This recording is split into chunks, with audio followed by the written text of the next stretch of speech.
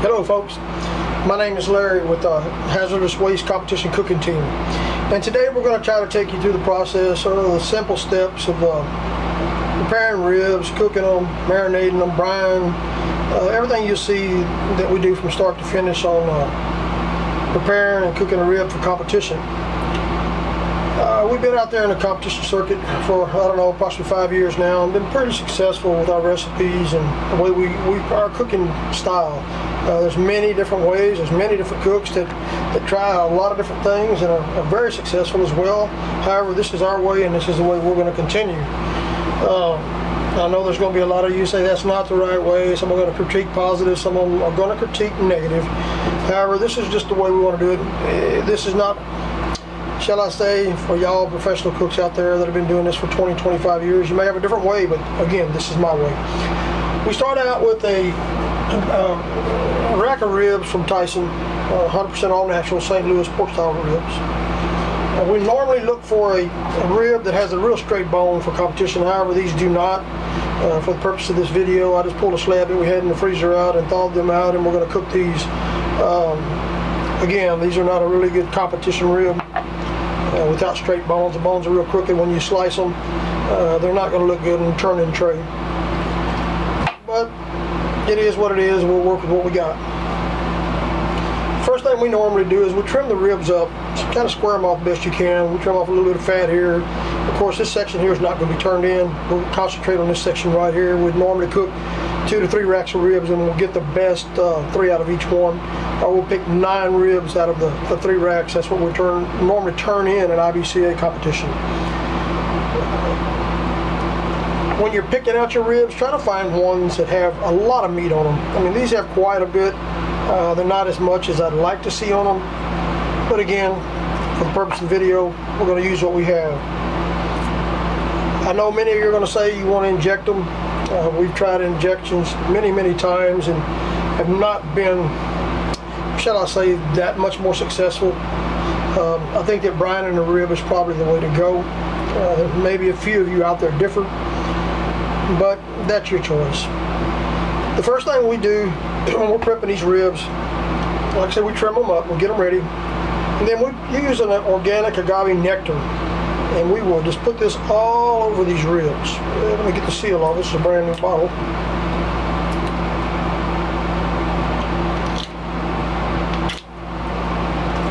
Alright, we got it off now. I mean, we just saturate these ribs with the stuff.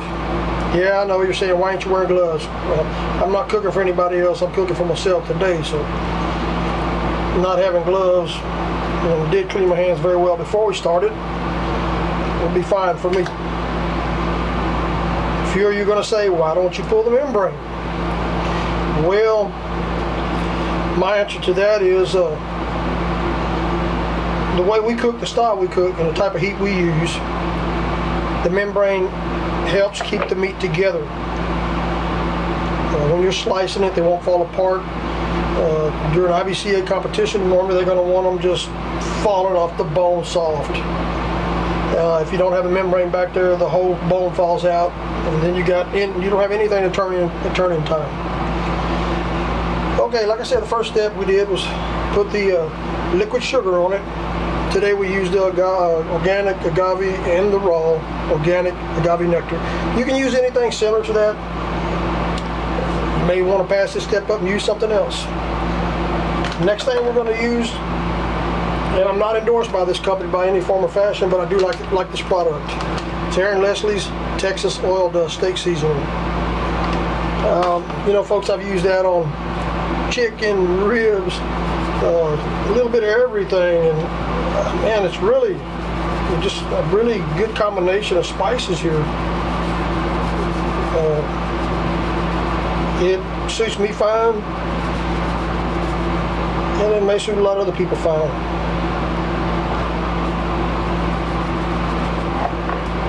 Spice it up pretty good on top of it. A little sweet honey.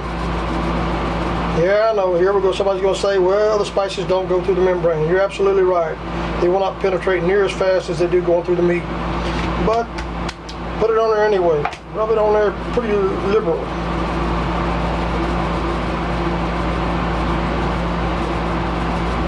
During this process, we're going to use a good salt-based spice, and we're going to use a sweet spice. I have found it pretty beneficial to let it set for 2 to 3 minutes in between spicing. And I've been told by many other cooks to do it.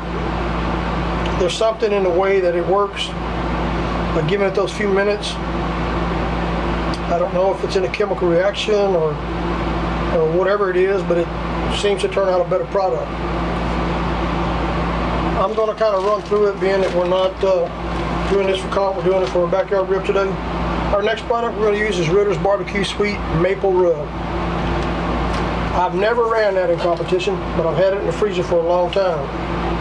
And I do want to try it today because this is going to be our second coating of sweet that we're going to run on it.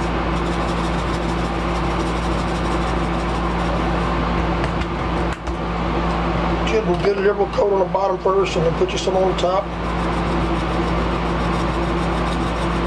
Out of the bag it tastes pretty good if you like sweet things.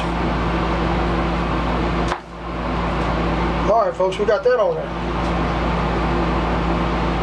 Now what we do at this point is normally just wrap these things up, put them in a foil pan, and cover them all night long. Just let them sit just like you see them.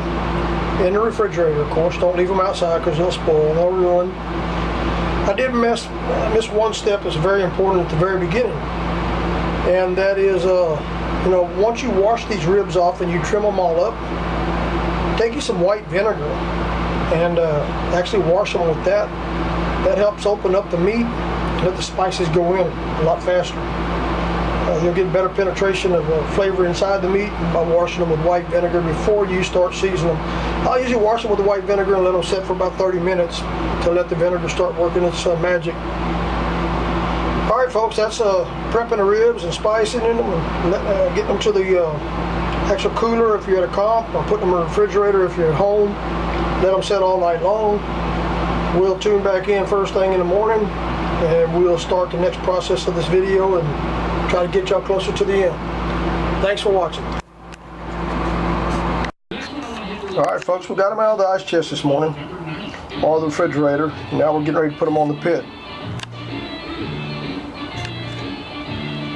Turned out pretty nice overnight, sitting in the refrigerator. A lot of that seasoning's already marinated into the ribs. Alright folks, we got them out of the refrigerator. We got them ready to put on the pit here. Set them over here for right now, just a second, put them in the sunlight. I usually like to take them out and let them set, out, kind of warm up to room temperature before you put them on the pit. Today we're going to be cooking on this old homemade pellet cooker I built here. It used to be a stick burner, but I decided to turn it into a pellet cooker. See how it would turn out, So far it worked out pretty good. We put an old Smoke Daddy on the Who's Your Smoke Daddy Pellet Pro Cooker, pellet hopper on the end of it. Modified it to where it fits in there. We got it cranked up to about, I believe, 280 on the gauge here. Now the pit thermometer's going to read a little different, as you see here. But there's what we're going to cook them at. Let me open this old door up. Got the rack ready, smoke coming out of it. Take these ribs, set them right in the middle of it, right there like you see it. We're going to let them cook for a while here. Once we get a couple of hours on them, an hour or so, we'll get back with you and show you what they look like. Stay tuned for the next part. Alright folks, we got them off the pit now, and as you can see, got the little blood spots on them. I did pop them. That's usually the blood running out of the end of the bone like you see right here. Try to get as much of that off there as you can. You'll get these little spots on top. You're never going to get them all off. I tried to brush most of them off, but they came right back anyway. Our next step is going to be, we're going to put some parquet butter on them. They've been on the pit now for an hour and 15 minutes. We'll coat them with a little butter. Pick your little brush and smear that stuff all over the top of them, especially on the ends.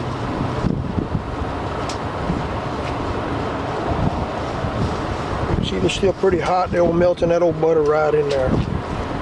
A lot of people like to put the butter ahead of time. Yeah, I put it on later. Not you may burn that old rib right up, you know. So come on that side a little bit. I should have soaked the other side first, but look at that. No shiners today, huh?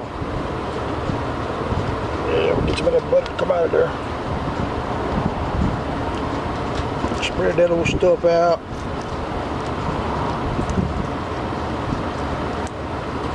Flip them back. Let's do both sides. Do this side first, and then we'll do the other side. Then you get you some old brown sugar, light brown sugar. Kind of drop some on top of it.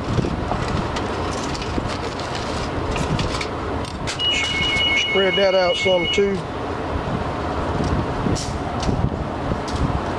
Bottom you don't have to be too concerned about. Yeah, you ain't gonna get much of it to go through that stuff. Now then we're gonna flip them back over to the top side again. I'm gonna hit it one more time with a little more butter. Everybody likes butter, right?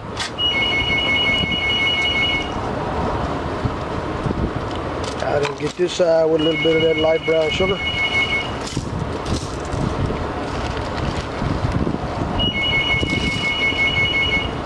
I like that sugar, bro. I'm gonna put a lot of that sugar on there. I like that sugar. Kind of level it off a little bit, best you can. Like I said, it's not a comp rib, backyard rib. You can finesse it if you're doing a little competition, you know. Brown, little light brown sugar does wonders. Now then, we're gonna put some of this old Texas rib candy on there. You want it hot, go with habanero. You want it plain, just go with a simple one.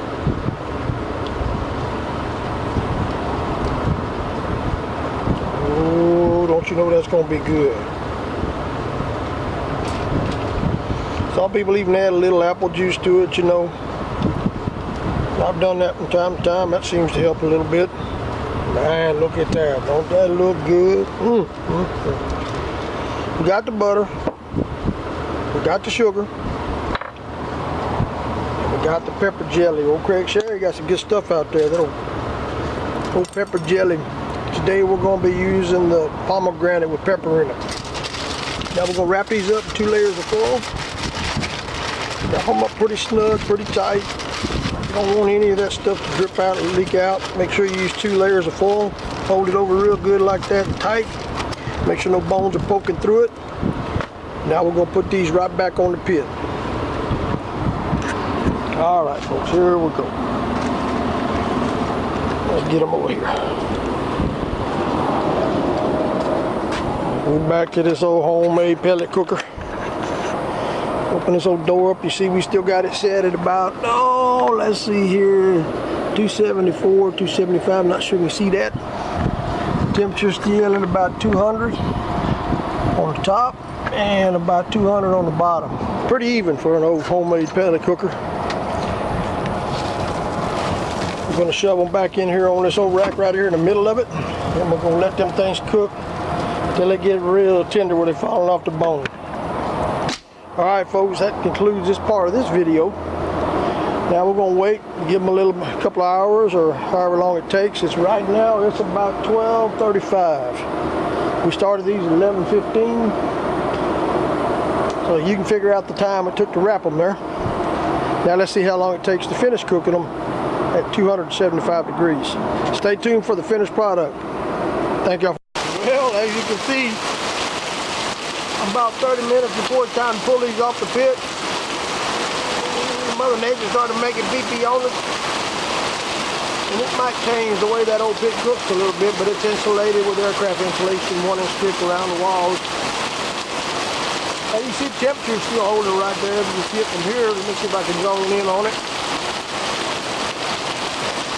And the temperature is still sticking up there pretty good, man. We're right at that 225, 210 mark. Oh well, won't be much longer. We'll get them off the pit and show you the final result. Alright folks, well we got them off the pit. You know, that old rain kind of slowed us down a little bit. It's now about 2:35, something like that, pretty close to it. And this is what the final results are going to look like right there, what you see. We ran those things I ran them up to about 205 on the internal temp. You know, if you don't want them falling apart, you run them up to about 190, 195, and it's good. Let me get a spatula here. Give me one moment, and you know, start separating those things and see what they look like.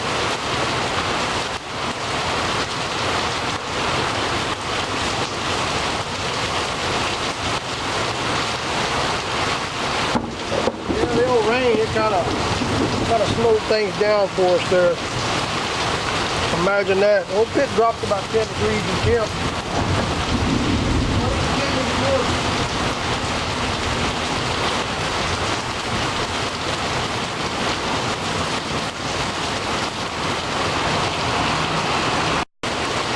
Alright, we found the spatula. Let's take these out of here. Put them on the cutting board. Usually I like to taste the juice. Oh, that old juice is real sweet. Let's get it back out of here. Run my finger through it. That's some good stuff. Alright folks, let's slice these up and see what we got here.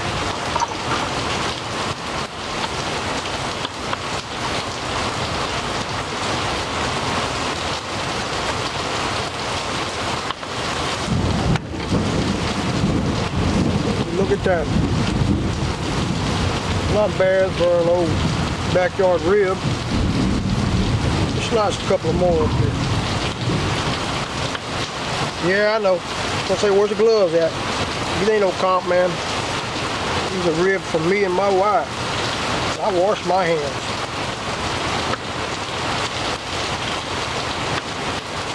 Oh, meat just falling off of it.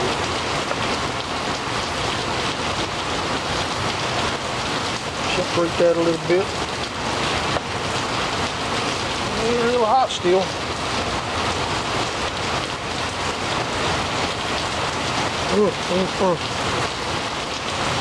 Alright folks. Thought about that, got a mouthful. Not quite as sweet as I'd have liked them to have been. But for an everyday backyard rib, they're fantastic. Might have actually added a little bit more salt to them. They got the heat from the pepper jelly from Old Craig Sherry. Not hot, just a little spicy. Good color, and not like some of the comp ribs you see just lathered up in barbecue sauce. Which I don't have a problem with that. Sometimes I like those too. Well, anyhow, to recap this on these ribs, folks. We started them at 11 something there, 12:15 I believe it was, so look back at the first part of the video. And we finished them off at 2:30. It's cooking on an old pellet cooker that I built, old shop built, built pellet cooker. I had another little piece of this crust here. They turned out pretty damn nice. Folks, I'm going to make a bunch more videos. I'll try to get a little more professional as we go along, but 60 years old, I'm an old fart. I'm not very good at taking videos. I do know how to cook, I just don't know how to take videos. Well, anyhow, hope you enjoyed. Stay tuned to my channel. And I'll throw some brisket on there next time and some chicken on there next time, and I'll show you how I do my brisket and my chicken. Thank y'all for watching. If you like this video, hit the like and subscribe button, and you'll get updated on the new videos that I post. Thanks again for watching. Y'all have a good day.